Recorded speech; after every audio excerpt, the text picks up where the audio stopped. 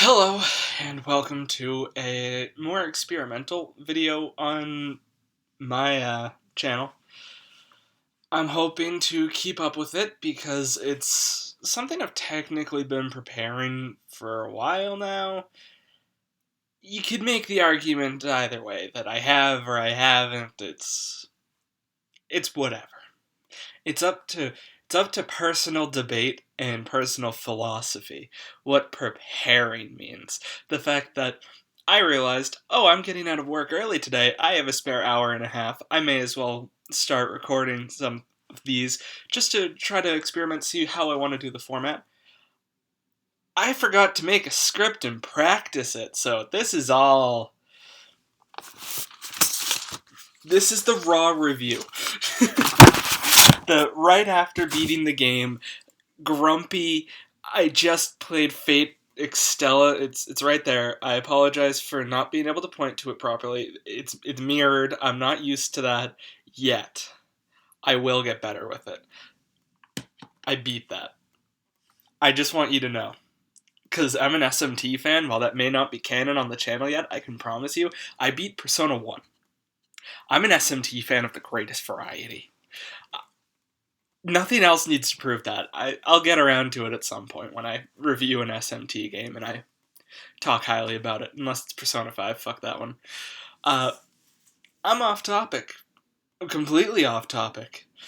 So I have this review here, and I'm going to read it to you. It's a let's read, if you will.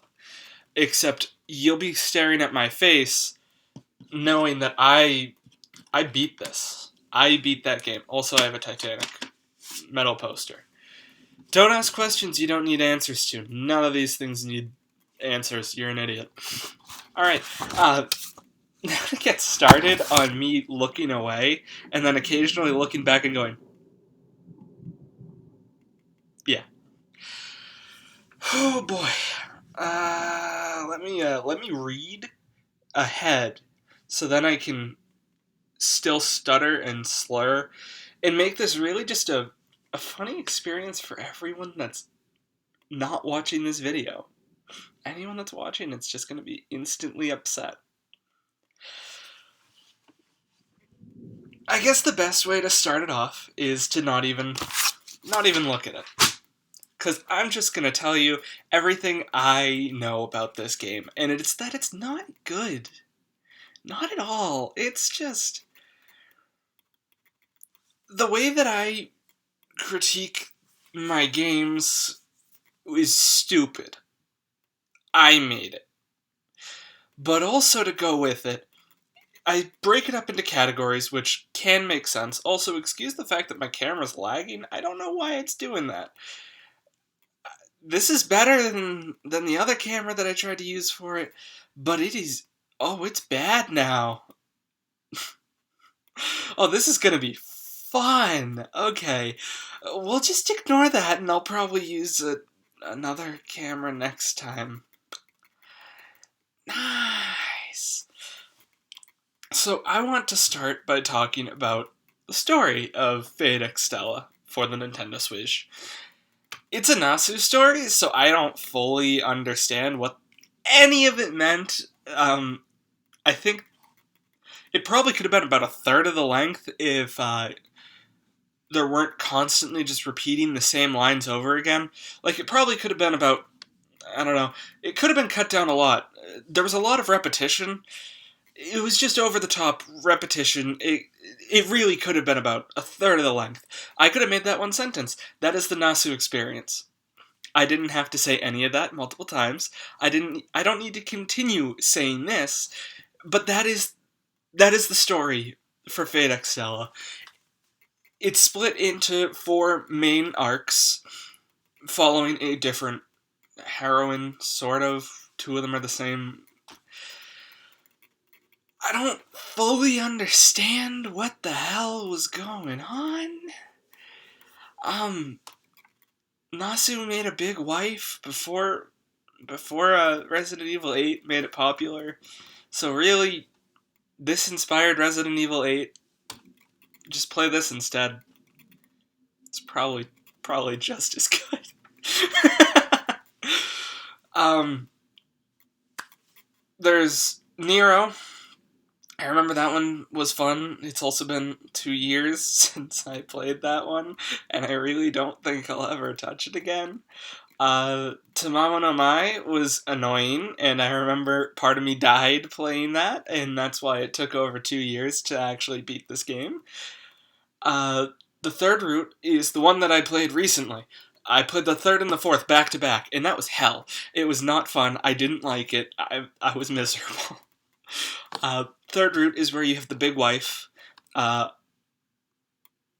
the Hun, who's a woman now. They're all welcome to Fate. If you have no idea what Fate is, then all this is just gonna sound fucking weird. If you haven't, you've probably heard of Astolfo, though. Astolfo's from this series. Astolfo's from the next game. I have the sequel. It's right above me, because I got the collector's edition, because I'm a fucking idiot. And boy, oh boy, I'm probably going to be saying the same stuff about the sequel when I get around to that. The third route is basically, I have a big wife, and big wife is supposed to destroy the universe. Also, she is a fucking space bug, and Attila the Hun, and a woman who's also a god, created by, like, a fucking flash drive to wipe out all of the data on the moon. It doesn't make any more sense. The fourth route, you get isekai'd to the past, and the body tells the mind, or the body gets turned into the mind, I think. It really doesn't make any more sense if you play the game yourself. It really doesn't. It's a Fate storyline. I'm an SMT fan. I am allowed to say that I don't like Fate. It will not go on to any kind of list that I have to tell my neighbors when I move in. Because I'm an SMT fan. I already have to tell them that anyways, and I know that's not canon. I'll get around to proving it, and I probably already made that joke. Shut up. This game, just remembering it, is destroying my mind, and that's saying something because I already exist in this world. And that's pleasant. That was edgy. I'm going to get back to the review and pretend I never said that, because I'm not editing that out. The fourth route is when you get isekai'd and you play with Saber again, but this time, things are different, because you remember the past, and you want to save the big wife now. You don't want to kill the big wife. She's your big wife. So you save your big wife, and you fight a fucking triangle, and there's a moment where Nero takes off all her clothes and screams like Sailor Venus for 20 minutes. And I forgot to have my shades drawn, so I know that, like, multiple people saw the fact that I was playing it, because you can see my room from the street. You can see what I'm watching on my TV. They could see Sailor Venus. My pride is gone. That's why I'm reviewing this. This game is destroying me. I'm only on the story, and we're 8 minutes in, so I'm gonna move on to the characters. I like Nero. Nero was pretty cool. Nero was pretty fun. Tamamo was... Attila the Hun was... and everyone else was... who? Yeah. I mean, there were some notable characters, but not for any actual, like, Nasu reasons. Not anything that the writers of this game intentionally made. It was mainly the fact that fucking Knuckles from Sonic and the Black Knight was here. I couldn't have timed that better than bringing up Sonic and the Black Knight. I'm talking about Phoenix Stella. I'm not picking that up. That's just gonna stay on the floor where it belongs. Like Mickey. I haven't done that review yet. You'll understand that someday. It's going to be my next one. I'm going to actually work on a script for it, because I'm going to have to lay on the floor for it. Because I'm not moving that. It's staying on the floor. Shit, where was I? Talking about the characters and the fact that there are none. None of the characters are actually really notable for anything that the writers did. They're all notable from what they're based off of. And that doesn't mean that they're good characters in this story. Like, Frankenstein's monster, that's a pretty good character. If you've watched Apocrypha, I mean, you probably love Franny, but you can't tell me that Franny's a good character.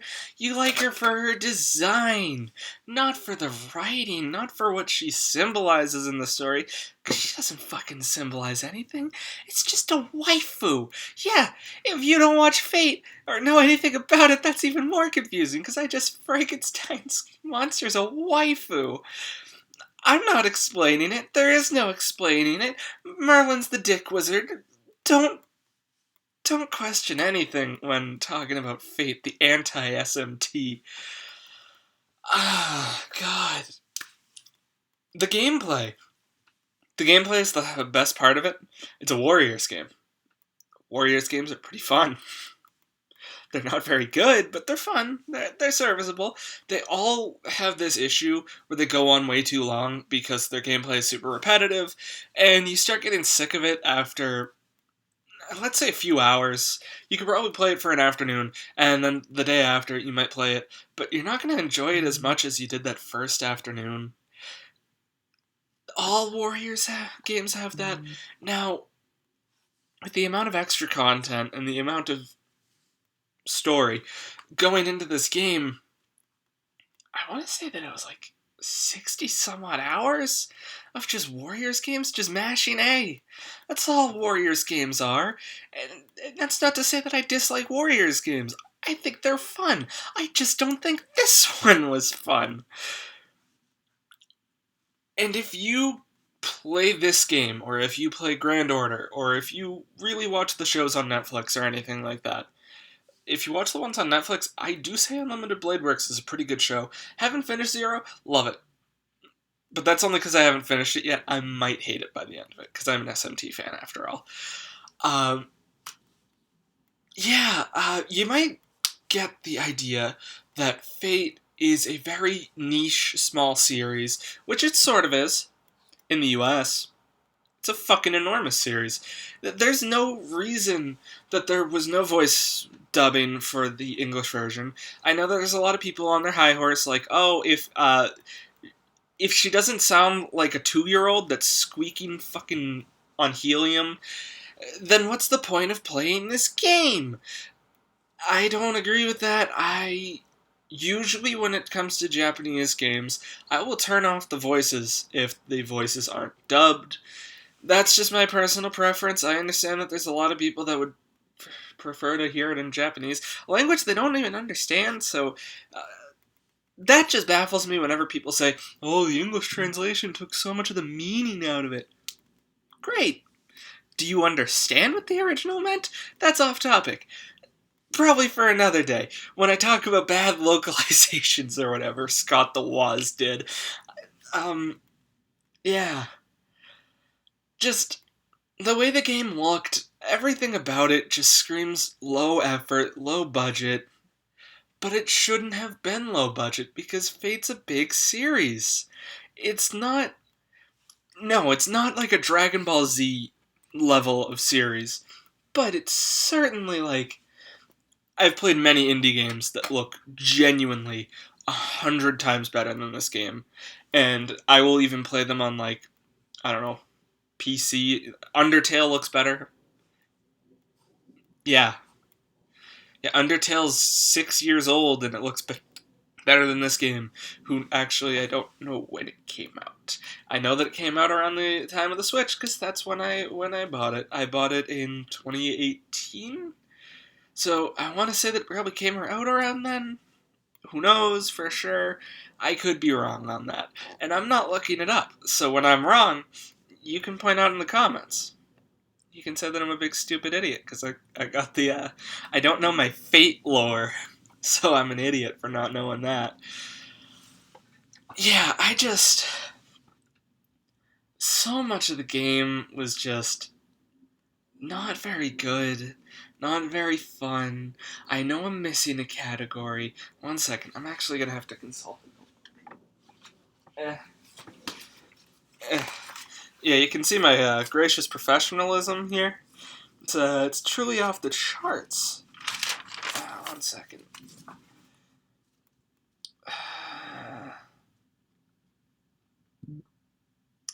Yeah, I don't know what the last category is. So there's gameplay, story, characters. Oh yeah, music. No wonder why I forgot. There basically is. There's like one memorable track, and it's still not very good. I mean, there's actually two memorable tracks. One of them's fucking abysmal, and the only reason I remember it is because it's so fucking dreadful. The other soundtrack, it's fine. Or the other track, I guess. It's fine. It's serviceable. I don't like it. Overall, I think that's the best way to describe this game, is it works. I only had a few glitches. All in, like, the last route. Actually, I think it was at the Big Wife route, when I just, like, clipped through reality a couple times. But overall, the game functions well. It's a very serviceable game. It's a competent Warriors game. With a fucking asinine story, music that will make you want your ears to bleed from something genuinely bad, instead of just something that's genuinely there, and you can't say anything else. I think the times that I enjoyed the game most were when I wasn't playing it, and I could convince myself that I liked the game because it's a decent game. When I was actually playing it, that was different, though, because I was playing it. I couldn't convince myself it was good. It was just bad. Overall, I don't know, my final words about the game is that it's just... I'm an SMT fan. You can take this for granted. I think I said it 3 times, so that goes with my... you could cut the story down by a third. This whole review could have been 1 minute long, if I knew what the hell I was doing. And the Mickey review probably will be. Fuck you. Yeah. It's a long game, and it has no right to be so long, because the amount of enjoyment that I got out of it was what I knew so little about it. The more and more I knew about Fate as a series, and more I learned through this game, the less I enjoyed it. Because I spent more time with it. Because it's too long. Yeah, that's the best way to describe this review and that game. Too fucking long out of 10. Overall, it's a solid draft, I guess. It gets an 8 out of 10.